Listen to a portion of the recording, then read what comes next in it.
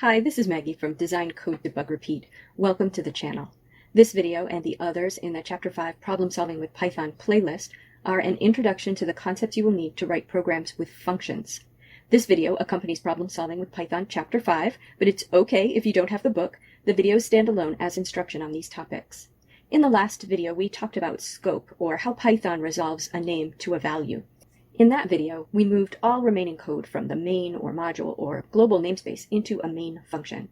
In this video, we're going to look at two ways that functions can be documented. Let's dive in.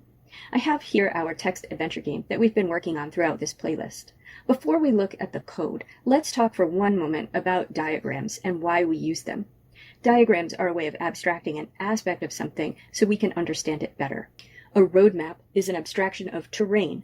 It doesn't show you everything in the terrain. It's a scale model of roads with accurate distances so you can drive on them.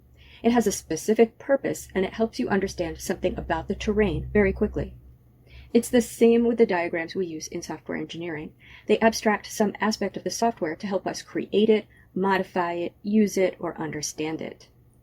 We'll talk first about IPO charts. The IPO in IPO chart stands for Input, Processing, Output. I'll write an IPO chart of our visit field function. I can do this with a table.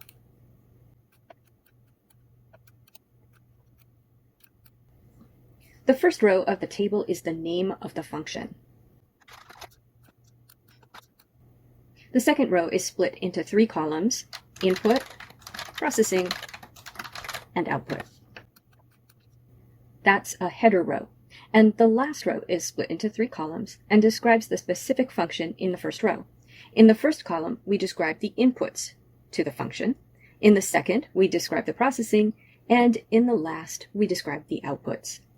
Let's start with inputs. Usually, inputs means parameters, because that's how data comes into a function. You can also put inputs from the user here, as in an input statement, or from a file. But if you're going to talk about that kind of input, make sure you're clear that it's not a parameter input you're describing. Say where it's coming from. For visit field, we have one parameter input, direction, of type string. I'll write direction string. And then I'll describe it. The direction the player wants to move in. And let's jump to output. Output refers to a value returned by the function. If your function outputs to the console or a file, you can describe that here, but be sure to specify where the output is going, as output generally means a value returned. This function returns a string, which is the location the player is in after they've moved direction from the field. So I'll write location string, and then I'll describe it as I just did, the location the player is in after they've moved direction from the field. Now, for processing, you're going to describe what the code in the function does. This will often be how the code transforms the inputs to the output. And you can be very specific here. So I can write determine the player's location if they move direction from the field. And then I can give specifics. Would if E, settlement if N, game over if S, field if W, print a message if S or W. Now, if somebody wants to use the visit field function in their program, they can see from this chart what they need to pass as a parameter in the input section, what they will get back in the output section, and how the function is going to work in the processing section. If the function isn't written yet, and you're given this IPO chart to specify what to write, you have some very specific information here. You know the name of the function. You know that you'll need a parameter variable, which will be the direction the player wants to move. You know you need to return a string, which is the player's new location. And you know what that should be based on the input. The only thing I didn't include here was the text of the messages, but I certainly could have included that. Now let's talk about a different sort of chart, a structure chart. A structure chart shows the calling relationship among functions in a program. It shows which functions call which other functions and what data passes between them, so what goes in as parameters and what's returned. It does not show the order that functions are called in, or how many times they're called, or if they're called conditionally. It only shows that they might call each other and the data that's exchanged. Let's draw a structure chart for this program. Each function goes in a box. So at the top, because it calls other functions but isn't itself called by a function, I'll draw main. So I draw a box and I write main in the box. The main function calls 4 other functions, the 3 print description functions and the getNewLocation function. So let me draw those boxes in below the main box. Now, to show that main calls these functions, I draw an arrow from the main box to each of the function boxes. And finally, getNewLocation calls the 3 visit functions. So I'll draw 3 boxes for those below getNewLocation, write their names in the boxes, and draw arrows from the getNewLocation box to each box to show that getNewLocation calls each of these functions.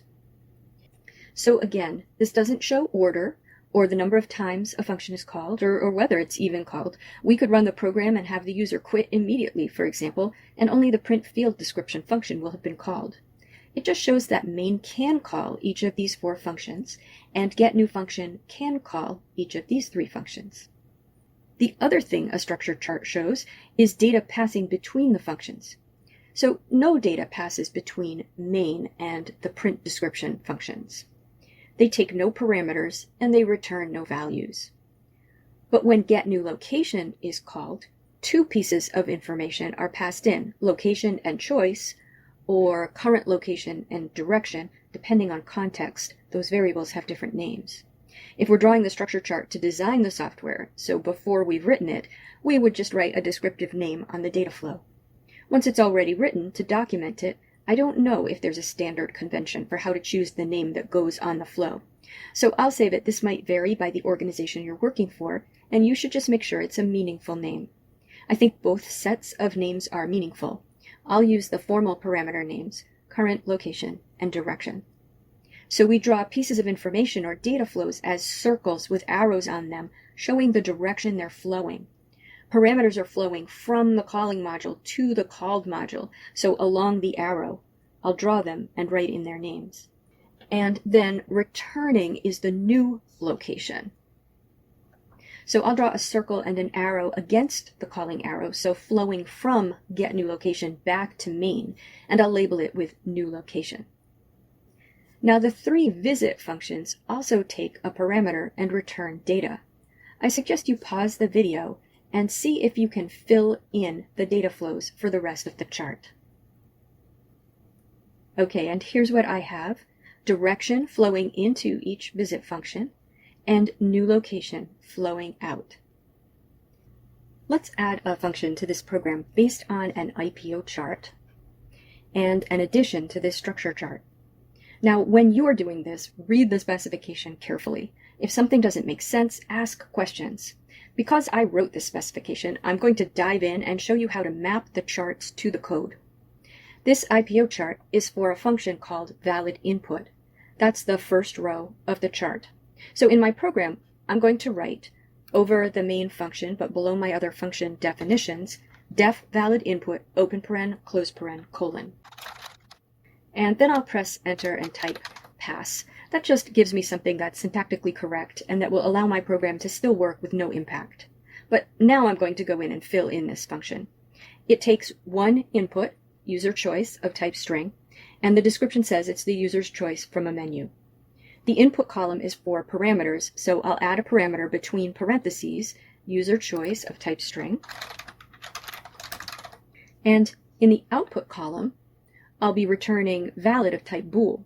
We haven't written a Boolean function yet in these videos, but a Boolean function will return a value of true or false, and they're useful anytime you need a question answered, like, is this input valid? And it's not an easy question to answer in a short expression. So I'll write after the close parentheses in the function header, dash close angle bracket bool, which is the name of Python's Boolean type. That's what this function returns. And it says true if the input is valid, false otherwise. Now, how do we determine that? In the processing section, it says if the user's choice is equal to a single letter direction or the letter Q, regardless of case, it's valid. So we'll need to return true if they enter any of those values and false otherwise in our function. What I'm going to do is add a docstring. Return true if user choice is a valid menu choice and false otherwise. Let's get rid of pass. You should always say what's being returned in a function docstring. And then I'll annotate a variable called valid of type bool, and I'm going to give it a default value of false. We'll assume invalid input. I'll put a comment over that, annotate, and initialize local variables. Now I'm going to assign userChoice.upper into userChoice, so I don't keep calling the function that converts it to uppercase. This won't change the variable that is passed in from the calling module because parameters are passed by value in Python. So userChoice equals userChoice.upper. I'll put a comment over that, convert userChoice to uppercase. And then I can write a big if statement. If userChoice equals north, or userChoice equals south, or userChoice equals east, or userChoice equals west, or userChoice equals Q, colon, valid equals true.